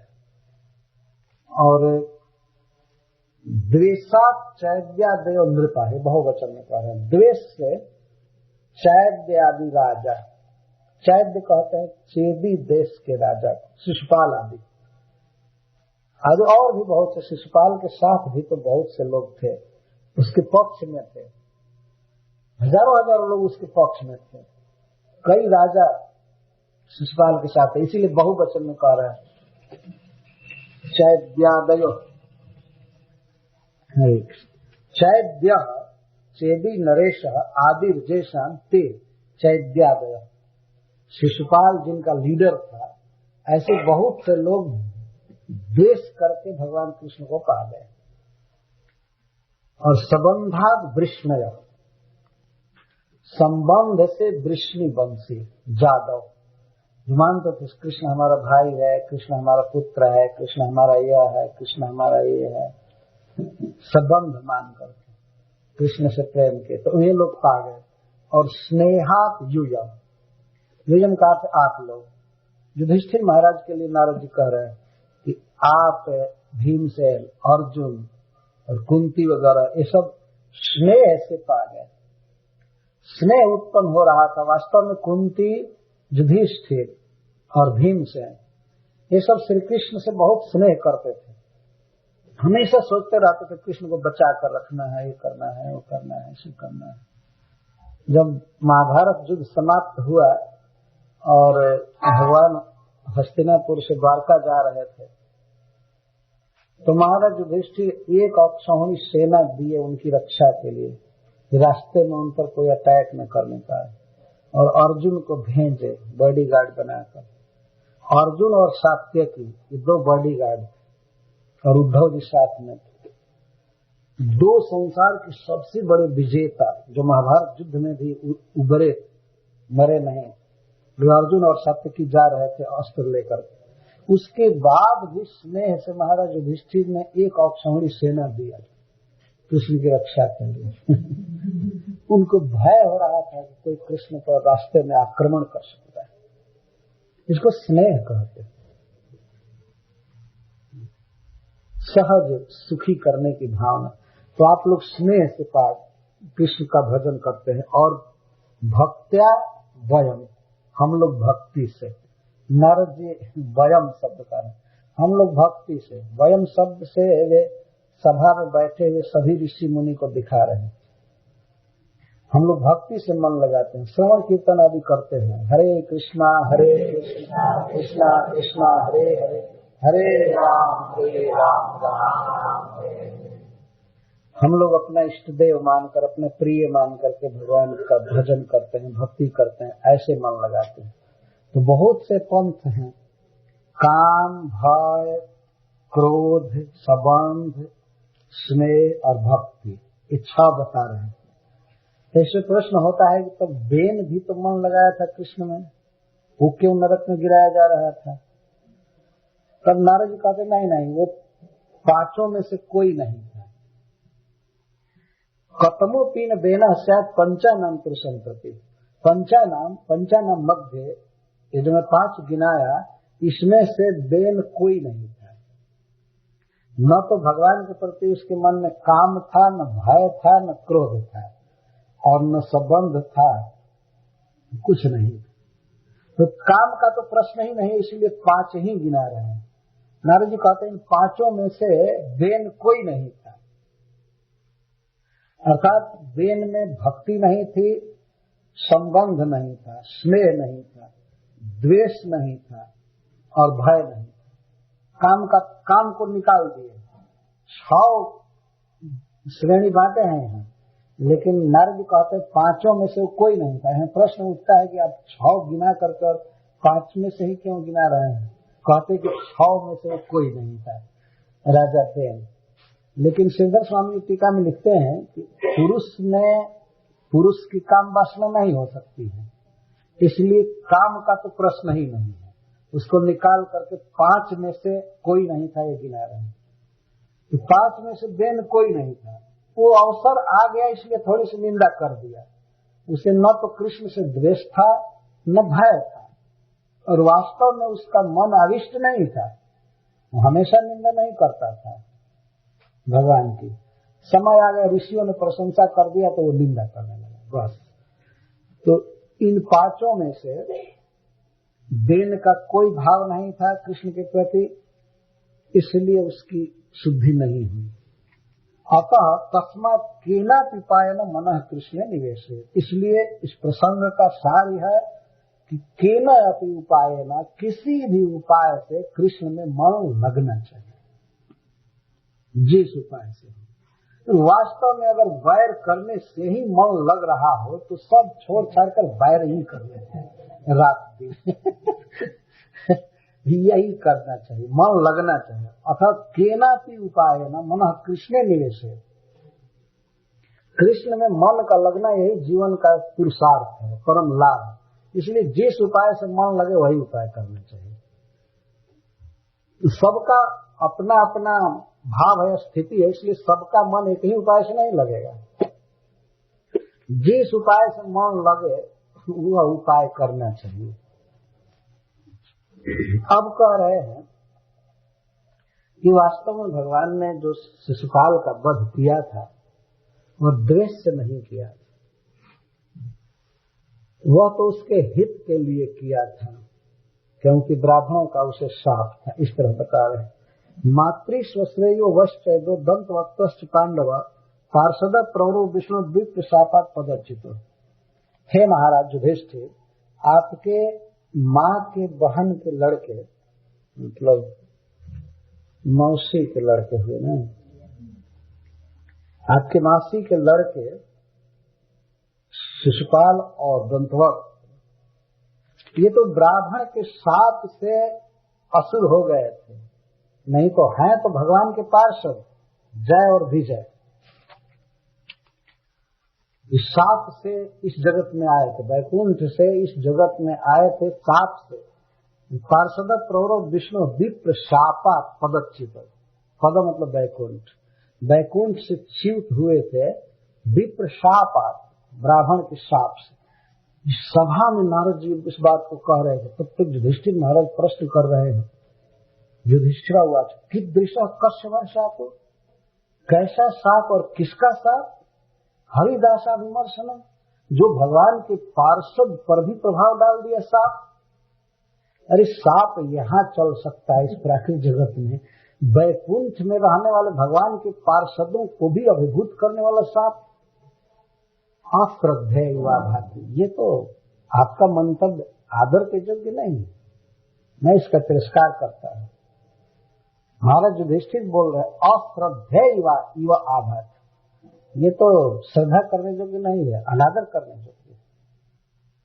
नारद जी जैसा वक्ता ये कह दिया कि वैकुंठ से 2 पार्षद गिरे और ब्राह्मण का शाप वहां लगा, तो इस पर युधिष्ठिर महाराज जैसा महाभागवत कह रहे, ये कैसे बोल रहे हैं आप? कैसे उठपटांग बात आप बोल रहे हैं? वैकुंठ के पार्षदों पर शाप लग सकता है क्या? वे गिर सकते हैं यार? ऐसा नहीं हो सकता। अश्रद्धेय, यह अनादरणीय, इस मत का मैं आदर नहीं करता। हरे एकांति नाम भव, भगवान के एकांतिक पार्षदों का इस प्राकृतिक जगत में जन्म, यह संभव है, मैं इसको स्वीकार नहीं करता। ये भागवत सबसे बड़ा प्रमाण है इसी विषय में। और श्रील प्रभुपाद जी ने इस प्रसंग में लिखा है कि कंक्लूजन यह है कि कोई भी जीव स्पिरिचुअल वर्ल्ड से नहीं गिरता है।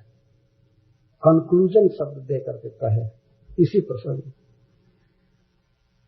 कि दृश्य कैसा साप, कस्य वा, किसका साप, इसमें संकादी का नाम नहीं दिया, विप्र शापात कह दिया। तो इस पर युधिष्ठिर महाराज पूछ रहे कैसा साप, किसका साप? हरे दासा विमर्शन, भगवान के नित्य पार्षद को भी जो टच करे ऐसा साप? अश्रद्धेय व आभात, तो बिल्कुल असंभव होने से अनादरणीय है।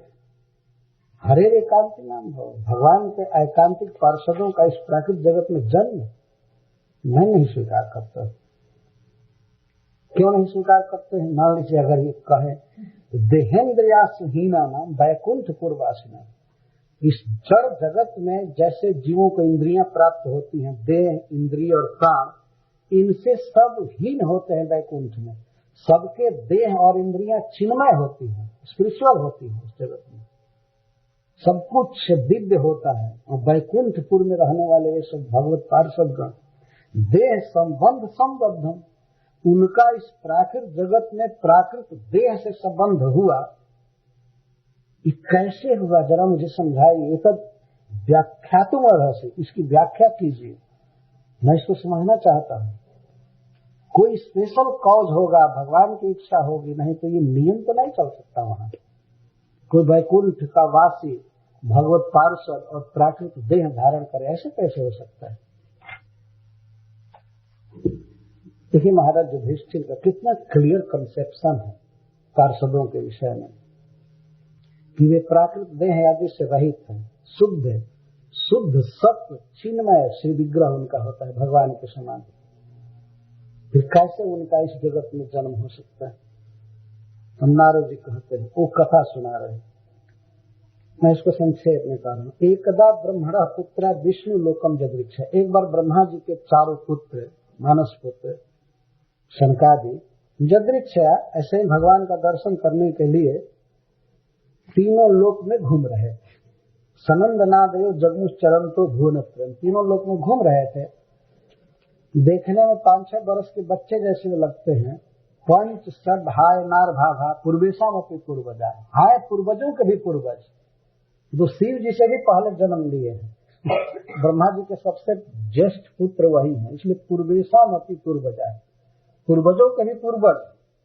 लेकिन देखने में 5-6 वर्ष के बच्चे जैसे लगते हैं। दिग्वास और वस्त्र नहीं पहनते हैं, दिशाएं पहनते हैं। ये आकाश ही उनका वस्त्र है, मतलब नग्न रहते हैं। तो उनको शिशु मत्वा, उनको बच्चा समझकर भगवान के पार्षदों ने उनको रोक दिया, इधर नहीं आ सकते। रुकना स्वाभाविक है, बच्चे क्यों इधर घूम रहे हैं, क्या जाएंगे भगवान के पास, डिस्टर्ब करेंगे सोने में चाहे जाएंगे। यद्यपि इस प्रकार का विचार नहीं आना चाहिए था। वैकुंठ में कोई ऐसा उद्वेग नहीं है, न चोरी है न कुछ है, लेकिन उन लोगों ने वेद से रोक दिया।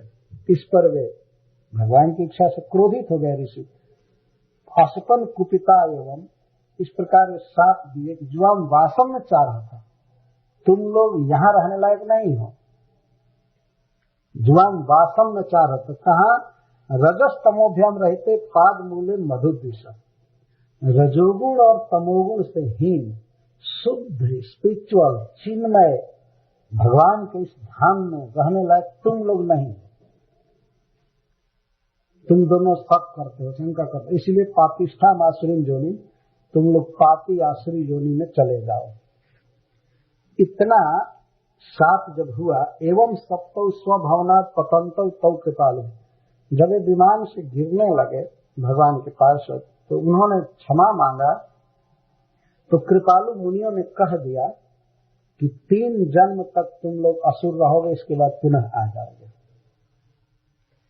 प्रोक्तौ पुनर्जन्म भी व त्रिभिर लोकाय कल्पता, यह बात ऋषियों ने कह दिया। तो जज्ञाते तौ बीते पुत्र दैत्य दानो बंदित, वही दोनों दीति के पुत्र रूप में जन्म लिए, हिरण्यकश्यप और हिरण्याक्ष। ये ऐसे प्रतापी थे कि समस्त दैत्य और दानव इनकी वंदना करते थे, बहुत प्रतापी थे। भगवान के पार्षद इस धरती पर गिरे हैं तो सबसे श्रेष्ठ होंगे। इस जगत में ब्रह्मा और शिव का पद भी उतना बड़ा नहीं है जितना भगवान के पार्षदों का पद बड़ा है। इसीलिए हिरण्यकश्यप जब इस जगत में आया और हिरण्याक्ष, तो ब्रह्मा शिव आदि भी उनके सामने झुक गए। इसीलिए शास्त्र में कभी कभी कहा जाता है कि जो व्यक्ति वैकुंठ से आता है तो यहाँ ब्रह्मा बनता है। रियली वो ब्रह्मा बनता नहीं है, लेकिन वो ब्रह्मा के से भी बड़ा उसका गौरव होता है, पद होता है। दैत्य दानव वंदित, देवता यानी दैत्य और दानव वंदना करते थे, मतलब बड़ा मानते थे उन दोनों को, लेकिन देवता आदि भी उनसे बहुत डरते थे। एक ब्रह्मा जी शिव जी को छोड़कर सब लोग डरते थे हिरण्यकश्यप से, सारा नियम बदल दिया था। तो हिरण्यकश्यप ज्येष्ठ था और हिरण्याक्ष उससे छोटा था। तो हिरण्यकश्यप का वध भगवान ने सिंह रूप से किया। हतो हिरण्यकश्यप हरिणा सिंह रूपिणा और हिरण्याक्षो धरोद्धार विभृता सौकरम बपु। और जब पृथ्वी का उद्धार करते समय भगवान ने शूकर रूप धारण किया था तो हिरण्याक्ष मारा गया था उनके द्वारा।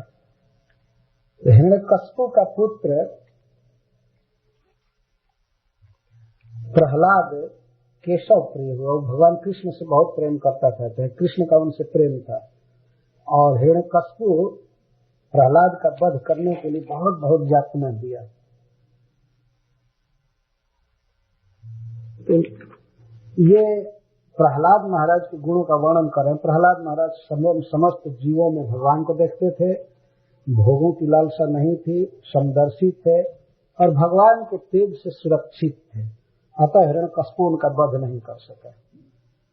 तो वही हिरण्यकश्यप और हिरण्याक्ष बाद में विश्रवा मुनि के यहाँ केशिनी के गर्भ से रावण और कुंभकर्ण के रूप में जन्म लिए, जो समस्त जीवों को सताते थे। सर्वलोकों पर तापनल।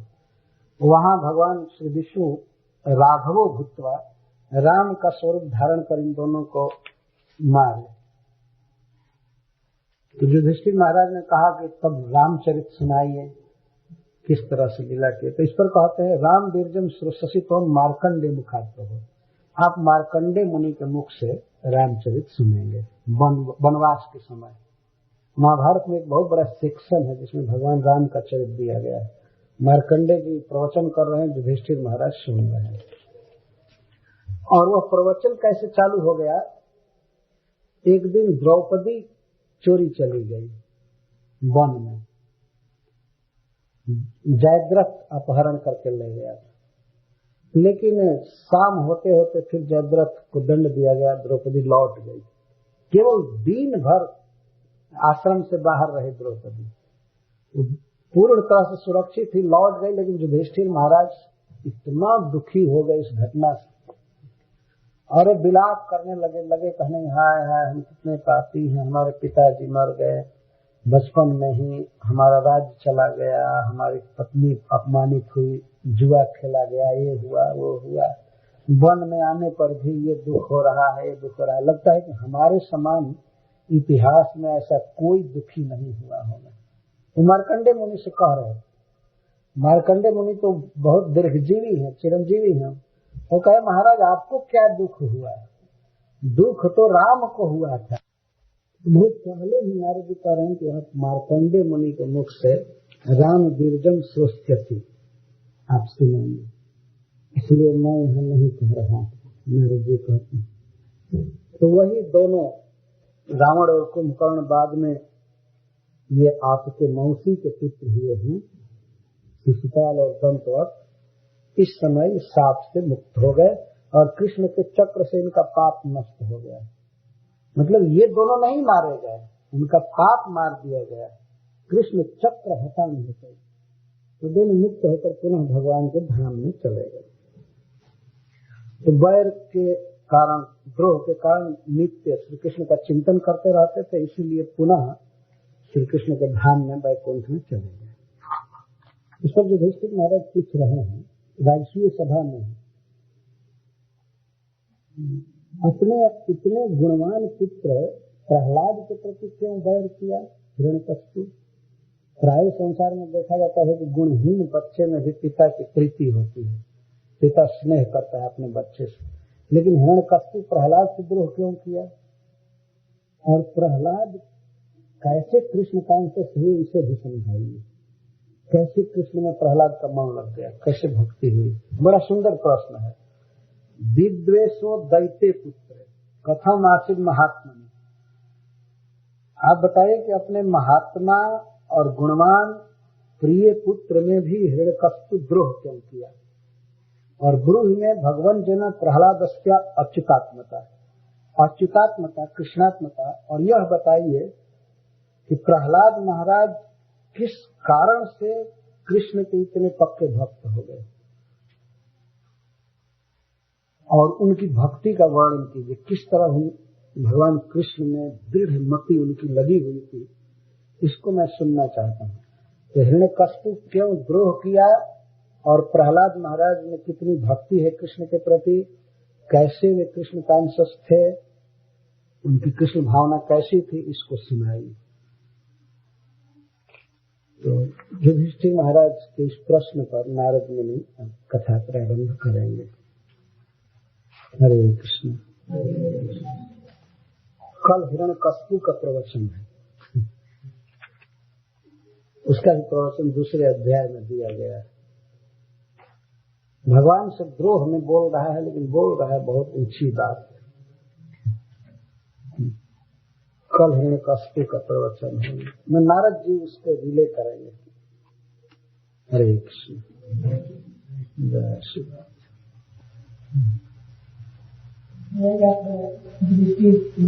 पूछ रहे थे कैसे बैकुंठ से उनके पास है महाराज जी केवल यही बोले कि वो ब्रह्म शास्त्र गीता के लिए टाइम है। उन्होंने बताया कि सनकादिक तीनों लोकों में भ्रमण करते हुए बैकुंठ गए। वास्तव में वे अपने पिताजी से भगवान के धाम और रूप गुण लीला की कथा सुने थे, तो उनको दर्शन की लालसा थी, गए बैकुंठ में। तो वास्तविकता यह है कि भगवान की यह लालसा थी कि मैं जरा युद्ध करूं, लेकिन बैकुंठ में उनसे झगड़ा करने वाला कोई है नहीं। वहां तो केवल सब प्रेम करते हैं और भगवान है रसिक शेखर, जो सब रस का आस्वादन करना चाहते हैं। तो उन्होंने विचार किया कि मैं जब तक अपने ही किसी पार्षद को विरुद्ध भाव से भर करके और प्राकृत जगत में नहीं भेजूंगा, मैं युद्ध रस का आस्वादन नहीं कर पाऊंगा। ये सभी आचार्य बताते हैं, हमारे गौड़ीय संप्रदाय के आचार्यों ने लिखा है। तो हुआ कि जब गए तो 6 द्वार तो पार कर गए बैकुंठ, कोई नहीं रोका, सब जगह द्वारपाल खड़े थे।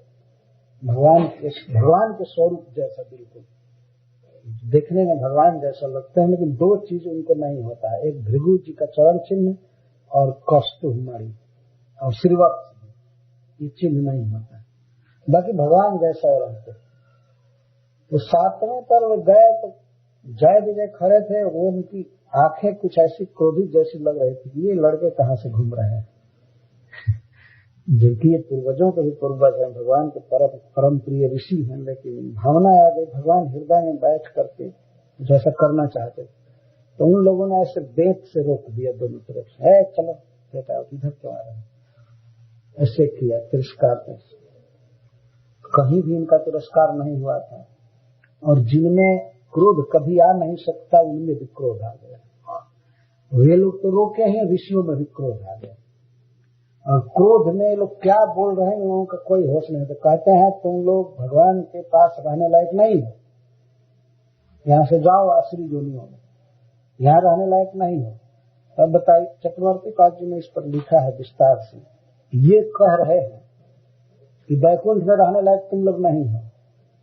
ये प्रश्न होगा कि इनको अपॉइंट कौन किया है, कौन रखा है बैकुंठ में? भगवान रखे हैं ना। तो प्रकारांतर से भगवान को अज्ञानी कह रहे हैं, बुद्धू कह रहे हैं कि नहीं रखने लायक आदमी को भी रख लिया है। आप जरा सोचिए,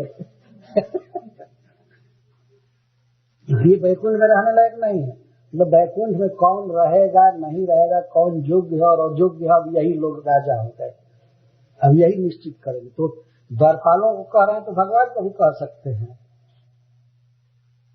कि आप यहाँ रहने लायक नहीं है, आप जाइए। तो वो तो क्रोध से आविष्ट हो गए हैं, बुद्धि काम कर नहीं रही है, क्या बोलना चाहिए क्या नहीं बोलना चाहिए। वास्तव में भगवान जैसा कराना चाहते हैं करा लेते हैं किसी के द्वारा, नहीं तो भगवान अपने से कैसे कहते पार्षदों को तुम लोग तुम से जाओ उधर और चलो, हम तुम्हारे साथ लड़ना चाहते हैं, ये करना चाहते हैं। तो दूसरे से कार्य करा ली, वास्तविकता यह। और यह केवल एक ही घटना हुई है बैकुंठ से आने, समग्र भागवत में कहीं भी इसका नामो निशान नहीं मिलता। और लोग भी देखते हैं यही घटना है। और फिर महाराज का प्रश्न हो रहा है भरी सभा में, कैसे हो गया, कैसे हो गया। तो अश्रद्धेय वाला तो आदर के योग्य नहीं है। बड़ा महत्वपूर्ण यह प्रसंग है वैकुंठ की स्थिति को समझने के लिए, और भगवान का अपने पार्षदों से कितना घनिष्ठ संबंध होता है। जो जय विजय गिरने लगे तो भगवान से रो रो करके कह रहे हैं कि ठीक है, भले किस हम जाएं लेकिन आपकी स्मृति नहीं जानी चाहिए। भले आसुरी भाव से ही हम आपका स्मरण करें लेकिन दिन रात स्मरण रहना चाहिए। तो वही वैर भाव से भी दिन रात स्मरण रहा भगवान का प्रेम था। तो वो कुछ दिन के बाद चले गए। यह प्रसंग बिल्कुल क्लियर स्थिति बताता है वैकुंठ की और पार्षदों की, और पार्षदों के साथ भगवान के संबंध। केवल एक ही बार कुछ ऋषि जाकर के साथ दे दिए और 2 आदमी वहां से गिरे, 2 व्यक्ति। इस प्रकार की घटना और नहीं। और तृतीय स्कंध में लिखा गया है कि जब जय विजय गिर रहे थे विमान से, वैकुंठ में रहने वाले पार्षद सब हाहाकार करने लगे, रोने लगे, क्योंकि यह घटना एक ही बार हुई। वैकुंठ में कभी कोई दुख नहीं है। ये सबसे बड़ा दुख हुआ कि हमारे 2 साथी जा रहे हैं प्राकृतिक जगत। ये बहुत भारी दुख हो गया वैकुंठ के भक्तों में। अगर यह मान लिया जाए कि रोज वहां से लोग आते ही रहते हैं, तब तो रोज हाहाकार ही मचा रहता है।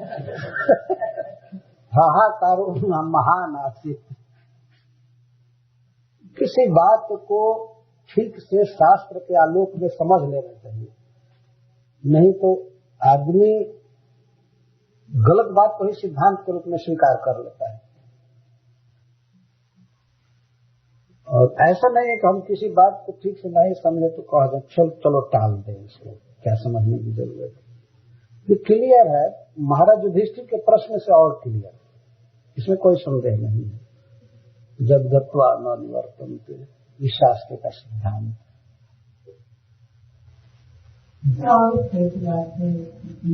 जब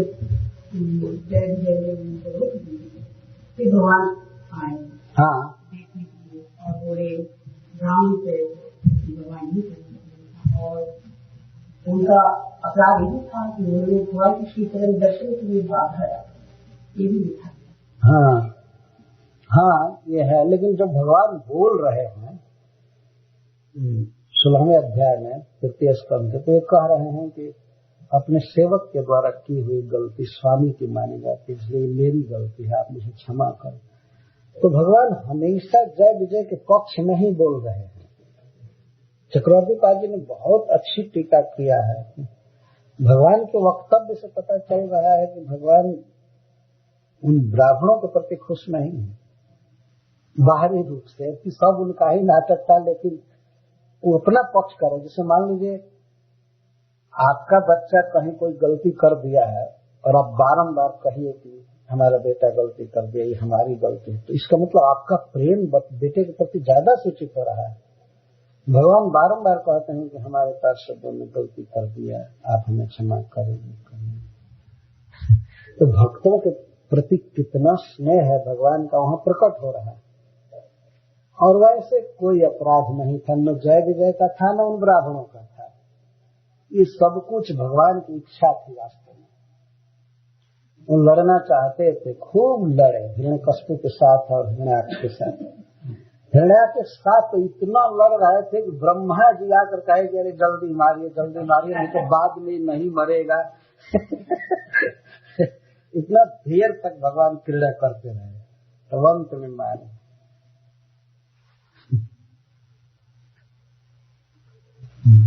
बताया कि जीव ये गुणों की मानते, भगवान पर कभी कृपा करते हैं, कभी उससे मारते हैं, गुण है तो भगवान के गुणों से प्रभावित करते हैं। तो गुणों से प्रभावित नहीं होते हैं, वो शुरू नहीं आया था वास्तव में, कल के जी प्रभावित नहीं होते हैं। गुणों की रचना वो किए हैं तो गुणों को स्वीकार करके जगत की सृष्टि आदि करते हैं, लेकिन बस में रहकर नहीं करते। जैसे एक प्रकार से देखा जाए, मान लीजिए आप कार चला रहे हैं तो कोई कहेगा कि कार के बस में है, जिस स्पीड से कार चल रही है उस स्पीड से चल रहा है, उसमें बंद हुए हैं, लेकिन वास्तव में कार आपके अधीन है। आप जिधर स्टीयरिंग मोड़ेंगे उधर उसको जाना है। देखने में लग रहा है कि आप कार के अधीन हैं, लेकिन तत्वतः कार के अधीन नहीं, कार आपके अधीन है। उसी तरह से गुणों के अधीन भगवान नहीं है, गुण उनके अधीन है, प्रकृति उनके अधीन है। और ऐसा लगता है केवल कि वे अधीन नहीं, गुणों का इस्तेमाल करके और उनको कंट्रोल करते। जैसे कार के 4 चक्के दौड़ रहे हैं, इतना बड़ा लोहा रबर सब दौड़ रहा है, वो तो ड्राइवर की इच्छा के अनुसार दौड़ रहा है, उसके अधीन है। हम रोक दे तो रुक जाए, मोड़ दे इधर उधर मोड़ जाए। लेकिन कोई कह सकता है कि उसको लेकर के कार भाग रही है कार के अधीन हो गया है, लेकिन वास्तव में अधीन नहीं।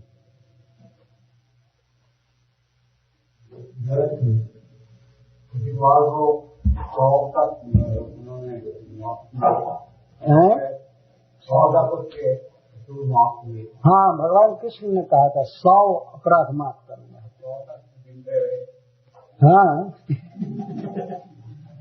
यह भी देखिए भगवान का गुण है, जिस राजसीय सभा में सबसे श्रेष्ठ व्यक्ति के रूप में पूजा हुई थी और उनकी ही निंदा उस सभा में हो रही, फिर भी भगवान सहे। एक गाली कोई नहीं सह सकता है, कि सभा का प्रधान हो, उसकी शक्ति हो, लेकिन भगवान ने रोक दिया भीमसेन को सबको और सुन रहे। तो भगवान तो भीतर से आस्वादन कर रहे थे उनको कोई दुख नहीं था। यही तो भगवान की विशेषता है वास्तव में, किसी के अपराध को सहन करना, स्नेह करना। जो व्यक्ति जितना ही सह सकता है वही वास्तव में महान है। तरोरिव सहिष्णुना, सहन शक्ति होनी चाहिए। मारे गए नहीं, वो तो बाद में मारे। सबसे अंतिम व्यक्ति का वध जो भगवान ने किया वो था दंतवत। उसके बाद वो किसी का वध नहीं किया। ये खास भाई नहीं था। दूसरा प्रश्न ये कि भागवत मैंने किसी कई जगह की तो प्रभु जी का वो चरण चाहिए, और दूसरे वक्त श्रीवत्स, वो क्या है? वो भगवान के छाती पर बाएं भाग में एक गोल्डन रोमावली है, रुए हैं जो बिल्कुल पीले वर्ण के हैं, चमचम चमकते हैं, और लक्ष्मी जी का निवास स्थान माना गया। तो भगवान का श्री के प्रति बहुत वात्सल्य भाव है, स्नेह है, इसलिए उसको श्रीवत्स कहते हैं। बाएं भाग में कलेजा रहता है ना, सबके फेफड़े है रहता है डॉक्टर साहब तो भगवान अपनी पत्नी को कलेजा जैसा प्रिय मानते हैं लक्ष्मी जी को कलेजा जैसे श्रीवत्स चिन्ह कहते हैं। हाँ, लंचमन चिन्ह, लंचन मन चिन्ह होता है। श्रीवत्स लक्ष्म या श्रीवत्स चिन्ह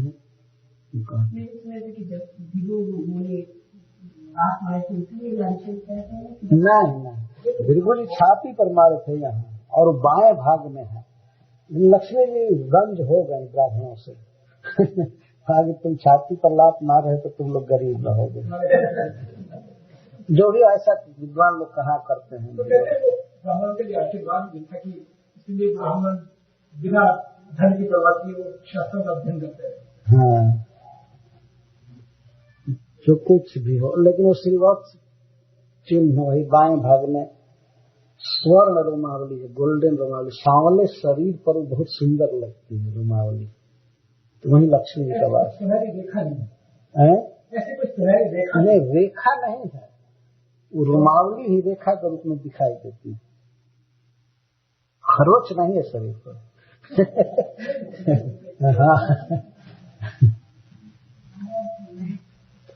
जब आप कह रहे थे कि 3 बार जन्म लेना पड़ा महाभारत के के बारे में कृष्ण क्या कहते थे कि उनके लिए कृष्ण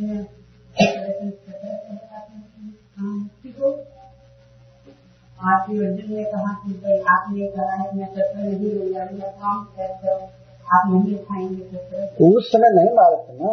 मेरा प्रश्न ये था कि एक बार उनको मारा गया जब रावण को अर्पण करने के लिए, उनको मुक्ति के तीसरी बार भी उनको यही भगवान को करना पड़ा तभी।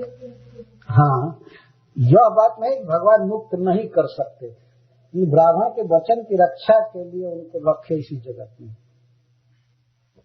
ऐसी बात नहीं भगवान मार करके भी मुक्त नहीं कर सकते थे, तो ब्राह्मण के वचन की रक्षा करनी थी, अथवा 3-3 जन्म में आस्वादन करना था। जब झगड़ा ही करना है तो कुछ और टाइम तक कर लें भगवान इसके लिए 3 जन्म रहते थे। भगवान अपनी गाली भी सुनना चाहते थे। बहुत तरह महाभारत में मैं पढ़ा हूँ, शिशुपाल इनको कह रहा है बहुत तरह की बात, दूसरे लोग कान बंद कर करके भाग गए सभा से, लेकिन भगवान सुनते रहे। खास करके रुक्मिणी का जब